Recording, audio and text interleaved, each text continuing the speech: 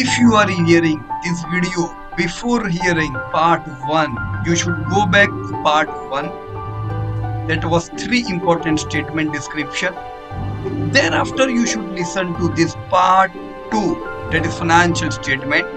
Part 3 would be updated soon, where we will discuss balance sheet. As discussed during last videos, how do we measure financial performance? There are three main statements. First is income statement, also known as profit and loss statement. The income statement answers the questions like how did the company perform throughout the period under consideration? Did it produce a profit or a loss? It's prepared every year and shared with us, and listed companies are supposed to share their quarterly results also. For example, you have invested in SEMI. Those companies are not bound to present their quarterly result, but majorly listed companies should share their quarterly results so that investor could know whether company is making profits or some trend have changed, right? Quarterly result tells the trend, current trend. Either the sales are growing, profits are growing, or is there some problem or what? Second important statement we have discussed even during last video was balance sheet. So balance sheet shows the assets the business controls. It answers the question what does a firm owe and own at a certain date? What is the company's financial position? Are they able to pay their debts? Are they able to pay their lease? The reason it is called balance sheet is because total assets must equal to liabilities plus shareholders' equity. And third most important statement is cash flow statement. The cash flow statement shows us the movement of cash. It answers the questions. How much cash did the company make during the period under consideration and where it did it come from? So if you combine all these three statements, you will get all the answers what investor want to know. Does your company's sales grow? Is your company making better sales than their competitor? Is your company having average debt or it's a debt-free company? Is your company a good cash generating company? Because a good cash generating company's book value generally increases, or your company is a loss making company. We can check on BSC India. This is your favorite site, BSC. Let me just show an example on TCS. Here is the Tata Consultancy TCS. I will go to annual report. This is last year's annual report. It's downloaded. Let me down scroll. See, in the content, you will be able to see different things. Generally, what do I read in annual report? Management team's discussion, letter from chairman is very much important. These are the consolidated financial statement, consolidated balance sheet. So it is given on 175. Number one was profit and loss statement. It's given on 177. Second important statement, balance sheet, is given on 75. And the third, which you want to know about cash flow, is given on 181. You can go and check. So in this way, you can check these three important statements from annual report. We will see how these statements are important. So if we talk about our first important statement, income statement, we will talk about revenue. Our story of learning financial statement starts from revenue because this is the basic thing, the money coming in from your any type of business. Whether you are doing a small shop, small business, or you are running a big manufacturing industry, or you are running some big providing services. Each and every business depends on income, the money coming in. It is also known as net sales. So this item represents an inflow of economic resources. Usually, the main revenue from a firm is its day-to-day sales. So in general, customer buying goods is the next sales. There can be other revenue also. Company can and do make money outside their core operation. For example, they can earn money by renting some of their real estate, or even sometime by selling goods they rarely sell. So it's simple to understand, and there should be no confusion. Whenever revenue comes in, we should ask ourselves that is this revenue the regular business? Is this revenue coming from its core business, or it's a single time revenue? So let's have a practical example. You are owning a big store and your main revenue is the sales which you do to your customers. Selling goods is your revenue. So when you do the sale of your grocery product or any type of product which you are selling in your store, it registered in your sales. This is your income. So the sales you are making from your store is your core business. And the sales registered in this way would be registered in net sales. Simple. Now it might be possible that you have rented a small space to some fast food person and you will receive a rental income from that fast food store which is in your place. So this should be registered in other revenue as it is not your core business. So why it is useful as an investor? Because investor want to know out of total income which revenue comes from their core business and which revenue comes from their other type of business. So the sum of revenue and other revenue is total revenue. So this distinction has some value. Why? Because whenever some people are looking to the valuations of company, they are generally looking their main business. For example, see, just we were researching on housing finance HDFC. So we came to know that if you see overall HDFC is doing huge business of more than 1 lakh crore. But actually the turnover coming from housing finance is 50,000 crore. So now other housing finance company are affected because their main income was only housing finance. Housing finance industry is not performing during Corona. All companies were affected, but HDFC were lesser affected because we know they are having other revenue also from their subsidiary companies. This is where you can have a better understanding of your. Or for example, if I am looking for some company in broadcasting, right now broadcasting is not a good sector because Netflix, Amazon type of companies are taking their share. For example, if company have announced something good for this type of industry, and now you are looking to all companies, if you see some companies doing 100 crore turnover, but 90 crore turnover comes from other businesses. For example, they have stopped their main broadcasting business. Then the benefit of the government, which is only for broadcasting industry, will of no use in that type of companies. So you need to know that which is their major revenue, right? So for now, we will think that okay, when we are analyzing any company, let us check which company is smarter to get more revenue. All the businesses are in, all companies are in same business.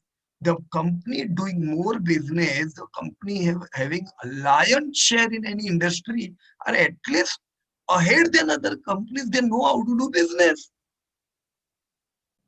So your first indication is revenue.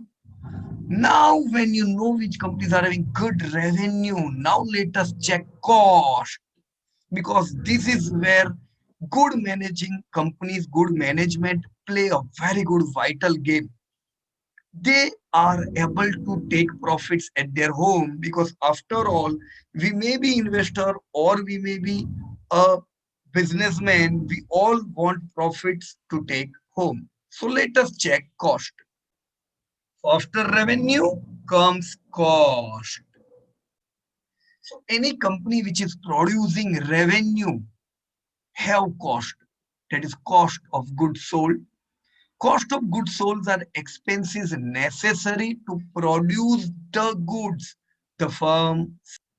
So which type of expense are there? For example, here is the profit and loss statement of Maruti, downloaded from just latest annual report. You can see volume means total number of cars sold during 2019 or during 2020. We saw that total volume means number of cars sold were lower, lesser than last year. This year, Maruti, they sold around 15.6 lakh unit, 15 lakh 63,000 versus last year was 18.62 thousand, 18 lakh 62,000. So obviously 16% lesser car were sold last year.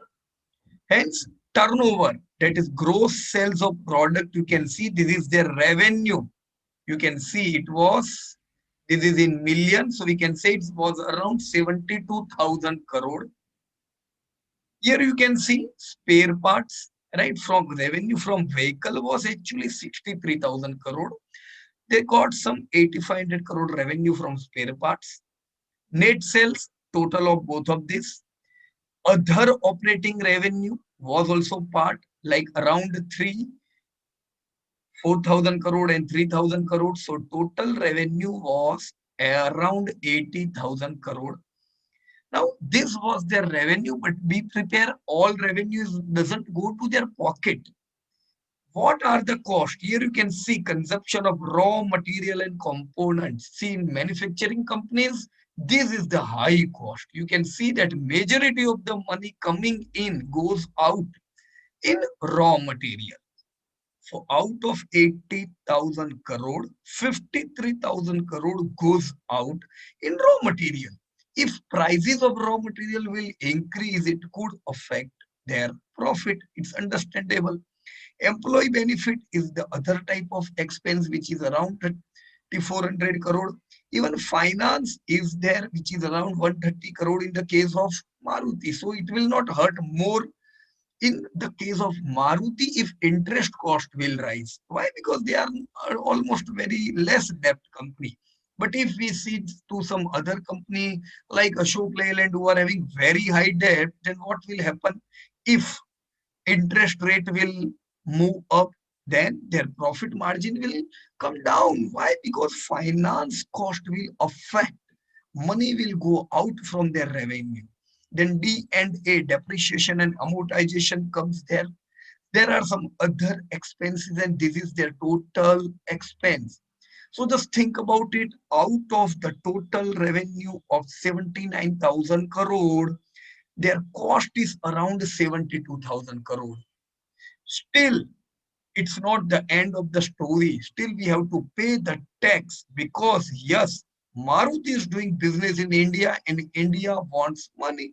It's obvious you are doing your turnover from the asset of India, that is for people of India, you are supposed to pay tax.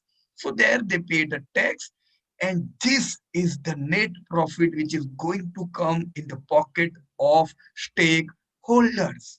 So there are so many filters here. Even if you see in TCS, this is the report of TCS. So there are some other type of cost.